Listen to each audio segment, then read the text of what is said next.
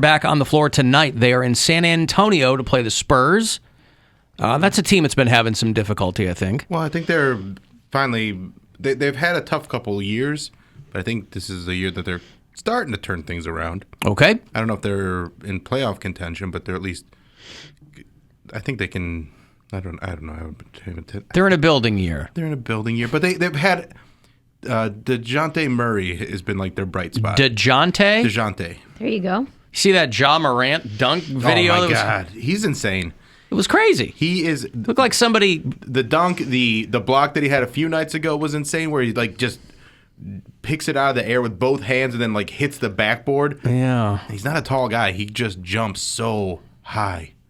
Yeah, it's wild. He's got hops. Yes, he does have hops. Yeah, got them hops. Cavs Spurs tonight in San Antonio. That's an 8:30 tip-off here on WMMS. So 8 o'clock is when that pregame coverage will get going. You get about 90 minutes of Jason Carr tonight, and then right into the Cavaliers. And if you are around but not near a listening device, you can always listen, of course, on the iHeartRadio app, provided that's working for you. It's a coin flip, right? Who knows? But you can try and listen to the game tonight. Bill Walton, NBA Hall of Famer, and angry man, usually screaming at clouds. I like Bill Walton, but he's an angry dude. And he was doing some play-by-play for some of the college ball last night. It was UCLA and the Oregon Ducks in L.A., and the guy who was doing the broadcast with him was mentioning that we're playing in front of nobody. Dave Pasch is the guy there who does play-by-play for the ESPN broadcast, and Bill Walton's sitting right there with him. And Bill Walton took great exception to the fact that the guy was complaining about an empty arena in a pandemic that's still happening. We're not yet in the waning days of this.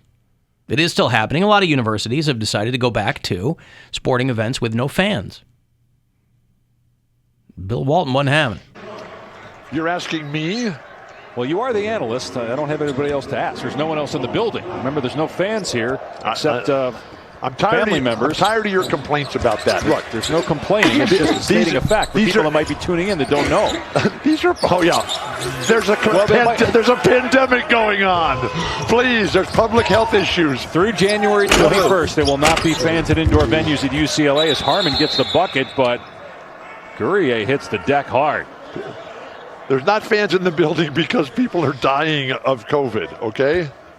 And people are concerned about that. That's why I was explaining why they I was just were not having fans here. Guerrier hurting his wrist. So I like how they during the arguing, they still have to call the game. Yeah. I feel like this Would you shut up about that? Guerrier with the bucket. I feel like this is just a misunderstanding of tone. You could very well be right. You know what I mean? It's it's hard to tell if it's audio only. These guys weren't on camera during this. January 21st, and they're going to continue to monitor this. There is remote learning only for the students through January 28th, so it is possible that they could How hard is it to learn how a remote works? I'm so those tired of hearing about universal this remote learning. Yeah, they basically do everything you want, whether you've got one of those really expensive ones that's like the size of an iPad, or you just got a little, thing that... Like you can even do it from your phone. You need a whole semester to learn how to use a remote. A Roku remote. Well, there's certain people in my life that do. Grandma. Not great at remotes. Not great at remotes. Not great at technology in general. But how has that remained static in her time hanging out with you? I thought that you had taken it upon yourself to get her more tech savvy over the years. She's gotten way better, but it's still a situation where... She's still vexed by remotes? Once one thing goes wrong, she's like, I don't know. She throws her hands up? She's like, I was trying to watch it, but then I had to sign in, and it's like, I can't sign in. I'm not going to be signing in. So everyone, whenever I go over there for dinner, I will make sure the apps that she uses are signed in still. Because if it's not signed in, then she's just like, I don't know what's going on with these things. It's a whole thing. It's a problem, yeah. Because you don't want all your passwords to be the same. Well, it's not even that. Is that bad? It's more like the apps where you have to do the code. Where, it'll come up on your TV Yeah, screen and it'll I say, see. go to this website, enter the code, Right, and then I it see. automatically Okay. does it or whatever. You don't know, Mary, that your password should all be different? I mean, should they? Gwen will get pissed off because all of our passwords are randomized. Your passwords are bananas. Yeah. And Big J, little R. well, I mean, whatever. QQN. It's a great way to It's do easier it. to just randomize them, and so I don't know if it's easier. she'll be like, It's "Hey, safer. what's the password?" Now to text her. She'll be like, "Jesus Christ, I'm going to sit here for an hour putting these things in uppercase, lowercase. Where's the Octothorpe on this keypad?" But hey, man, you think I want somebody hacking in to my Boomerang account? So if I get in there and somebody's taking over my Daffy Duck cartoons, how am I going to watch Duck Amuck? Something scared me the other day on my phone because I've... Spider. No, I've pretty much put everything on Face ID, so I don't really know what any of my passwords are because I just use my face to log Let's in hope from your my face phone. never Recognize your changes. face. Yeah. No, but It has been changing. There was one of the apps I tried to open, and it basically warned me where it was like, "Hey, don't trust Face ID." It was like, if for whatever reason it doesn't work, you will not be able to log in here if you don't know your password. So I had to go through, reset it, make sure I made a note of what my password was. It's just such an intense process. Well, and that's kind of where people get jammed up with the quote-unquote Internet of Things, things that seem, there's literally no reason for them to be connected to the Internet, but everything is now, and so in the interest of convenience, since we were locked down over the break, I was doing stuff at the house, right? So I'm putting in video camera, and I'm putting in video doorbell and all, because I'm just bored, and I'm like, well, I'll get these things and I'll put them in, right? But then, and I was like, well, I'll put a smart lock on the front door, and then I thought a little differently about that. And you hear these horror stories, they could hack your house. I don't know how likely that is, but the bottom line is it just seems unnecessary. But also, if something got jammed up with your Wi-Fi, you'd be locked out of your house. Right. Some of them have keys you can still put in there, but a lot of them don't. But does Face ID, if your face changed a lot, let's say somebody gained a lot of weight or lost a lot of weight, would that be enough to jam up Face ID on a phone? Do you know? I don't know. Because I don't think weight loss. I think it's got to be more structural stuff. So if you had plastic surgery, Yes. I mean, that's an That could obvious do it, yeah. change. there are times when I'm waking up in the morning where it'll be face not recognized because I'm puffy and tired. Literally, and, that my has eyes, happened and to I'm me. dude, and so I have to wait a half hour until I look more awake. Really? I'm dead serious because I'll be I got to laying in depuff bed. my eyes before I can check my email. Yes, I'll be laying in bed and go to check my bank account, and it'll tell me Face ID not recognized. I'm like, I know I'm tired, right? Yeah. It's your phone basically saying, "Do you Smile feel more." sick? Yeah. Are you? Are you all right? You look You tired. look tired. Do you need to talk to someone? Right. Have you been up since 8 a.m.? Not today. You look like you got up really early. What time did you get up today? 10:30. Back on schedule, baby. Wow. 10:30. And what time did you go to bed? I don't know. Not late. Probably 11. You were slept at for the 11 and a casino, half right? hours? No, I was at the casino yesterday during the day. Oh, yesterday before the show. Mary goes to the casino before the show.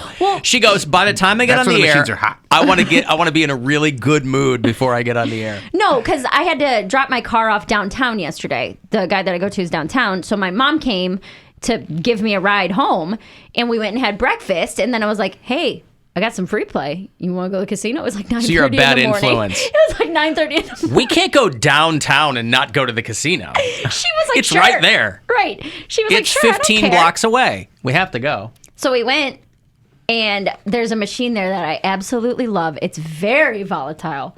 Volatile? Dealer's Does it choice. matter? Okay. I don't think it Doc matters. aisle. Volatility. It is very docile. This machine. No, it's a game called Stinkin' Rich Skunks Gone Wild. Okay, so it's one of those machines when it'll take a long time for it to hit, but when it hits, it pays out a lot of money. But so you can go up and down a lot on this machine. And my mom was like, I want to play your skunk game. I was like, okay. So we get in there and we go over to the skunk game and we put in the Boy, free that play. means something different at my house. Go ahead. So you put in the free play, and she's all excited. She doesn't go in there very often. And we put in the money, we started winning, and we got up and up and up, and it was a great morning, and it was very fun to see her so excited. Like during the bonuses, I put a video of her on my Instagram yesterday of her like picking little trash can lids, and it's just a very fun game. And so it was cool to like spend time with her in that way. But yes, we were at the casino at 10 a.m. Hey, I get it. Listen, man, sometimes the skunk game calls you. I understand. Yeah.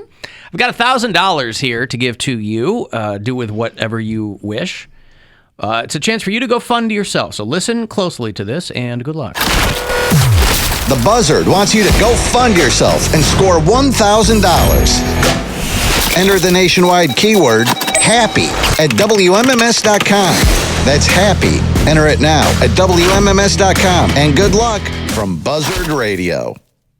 Alan, Misunderstanding of Tone was Tone Loc's purported comeback album that was sadly never released. Oh, that's a bummer. People forget how great Tone Loc was. All two of his songs. But if you listen to like Loked After Dark, or you listen to any of his albums, there's a lot of interesting stuff on there. And if you only know Funky Cold Medina, Ohio, or Wild Thing, or whatever, but Tone Loc, and anytime he showed up in a movie, he was fun. He's in Heat, Ace Ventura, Misunderstanding of Tone. I like that. By the way, I played that Bill Walton clip on the subject of COVID. Did you see the professor flip out on the Zoom class? This professor has since been suspended. This is a guy, he's 74 years old. This is a professor at Ferris State University. This is in Big Rapids, Michigan. Is that where your brother lives? No, he lives in New Era. New Era, but that's right up the lake, right? Yeah. Yeah. So you got Grand Rapids, Big Rapids, and then New Era up there as well. So this guy is a humanities professor. Oh. Guy named... the humanities professor at Ferris State University. His name's Barry Mailer. That's gotta hurt. Yeah. And listen, it's this guy's angry. It's Ferris State, okay? It's not Harvard. You can get in with a 2.5, but there's people that are paying to go there. What 2.5? What's that, like straight A's? Yes. Yeah, straight A's. Yeah. Okay. He posted a 14-minute profanity-laden tirade on YouTube. He's telling everybody how screw them if they want to go to class person to person. He's wearing this $300 fishbowl helmet he bought, and he's got a mask on underneath and blah, blah, blah. I'll play you some of it here. Of course, they suspended him. A lot of these professors, they can't do anything. I have tenure. That just means they usually can't fire you, even though they've been firing tenured professors, too, for a lot less than this. A lot of universities these days, they're looking for reasons to get rid of people. I never understood that. Like, why would you want to have someone know that they can't be fired? Because I wouldn't do my job diligently if I couldn't be fired. Well, I think that's that's a cynical way to look at it. I mean, tenure... It's based on trust? Tenure is something that professors, over time... It's kind of like the brass ring at a university, unless it means something different than it used to. Tenure was a big deal. There are professors who have sued universities because they thought they deserved tenure and didn't get it, or someone got it before them. I think it just means that they can't fire you. This guy mentions that he's ready to retire anyway, which is always... I always assume that's what's going on when these people decide to serve you a heap and helping of how they really feel, right? They're either not running for office again, or they're retiring from their job. My delivery was so dynamic that Mary almost fell out of her seat just hearing my preamble to this piece here. Let me play a little bit. He's got his fishbowl on and the whole bit. When you see me next week, I'll be wearing...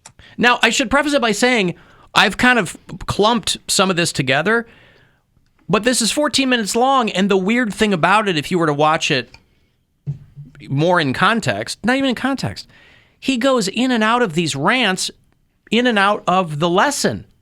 So he'll stop and he'll go, so the question is, what is plagiarism? And then he'll go back into the screaming at the kids or what. Everybody had a professor or two in college, if you went, that you knew was one bad day away from showing up in the clock tower with a rifle. Forget the students. Everybody had a professor. Just on their last leg. They have been there too long. They don't care. Right. When you see me next week, I'll be wearing... Sounds like Fauci. No, he sounds like Trump. Oh, does he? His voice sounds like Trump. When you see me next week, I'll be wearing That's Trump.